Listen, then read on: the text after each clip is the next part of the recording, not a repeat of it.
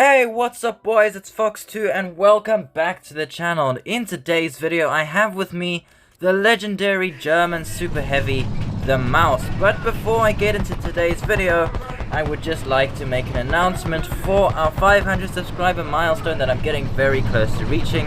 We're currently just 45 away from it. Now when I do hit 500 subscribers, I'm going to be releasing an awesome Discord server for us all to hang out on.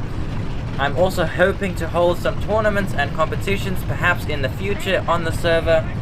And also additionally I will be doing a Squad with Subscribers live stream in which you guys will be able to join me in the live stream and squad with me for a battle while I'm doing this live stream to celebrate reaching our 500 subscriber milestone.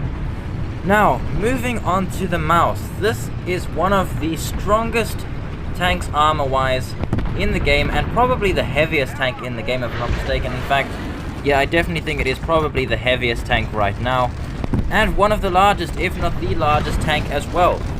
But this tank, as much as it is very good in its field, it's also a very painful tank to play, and I personally don't enjoy it that much, but some people also really love it. Now the reason I'm not fond of it is because I feel like currently all it has going for it really is its excellent armor, and that's pretty much it. First of all, what I really don't like about this tank, and this for me is my biggest issue, is its speed. It is incredibly slow.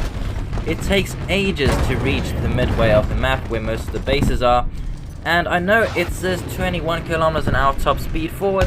That's not that easy to reach. You're gonna be going at an average of 15, especially on bad terrain.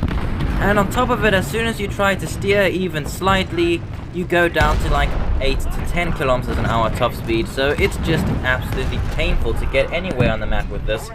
And what that means is if you have a good team, you're really not going to be getting many good battles in this if you start off with a Maus, because most of the time what's going to happen is you're going to take forever to reach the enemy, and by the time you actually reach the bases and the midway points of the map, the team has already captured all the bases and has pushed the enemy back, and you'll only be able to catch one or two straggling enemies. That's all really, because really it takes way too long to reach the other side of the map. So if the team is strong, you're just going to be missing a lot of opportunities. On top of it, you do not want to ricochet a shell or miss a shell with the Maus, because it's got a very long reload of 18.2 seconds, which, yeah, that is just really painful.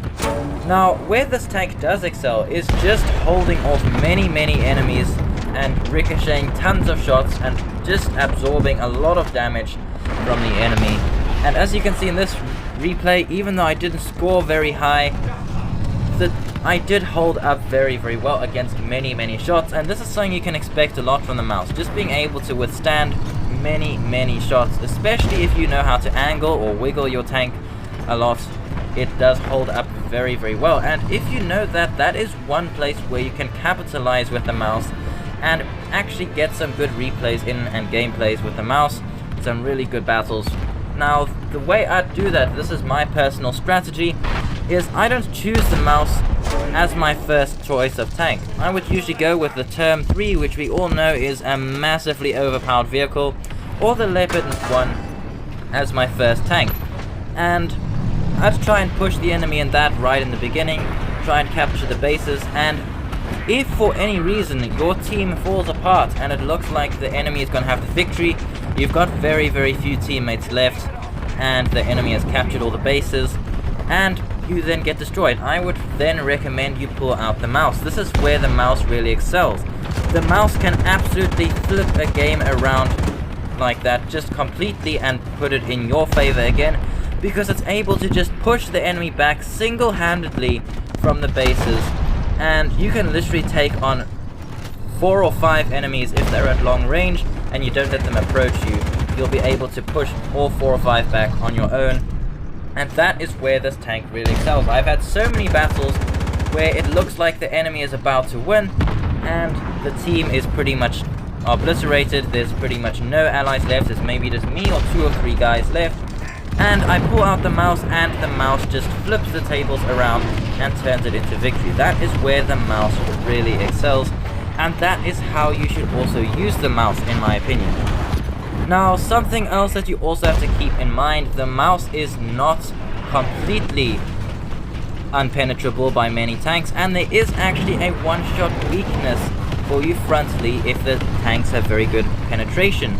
If many tanks such as the Leopard 1 or many ATGMs or the Leopard A1A1 can penetrate you through the turret cheeks frontally and ammo rack you right to the back, and that is something you have to be very careful of. That's why you should even angle your turret, or wiggle your turret at least, in between shots while you're reloading, especially if you're dealing with a tank with very, very high penetration, such as Leopards or ATGMs, because even frontally they can one-shot you through the turret cheeks. It's happened to me a couple of times in the mouse, and I've also one-shotted many a mouse in the Leopard A1A1 with its excellent gun carrying the DM33 rounds.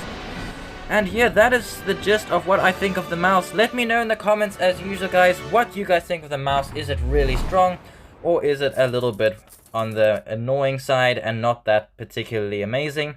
And if you enjoyed this video, please remember to like and subscribe, and I'll see you guys in the next video. Thanks for watching.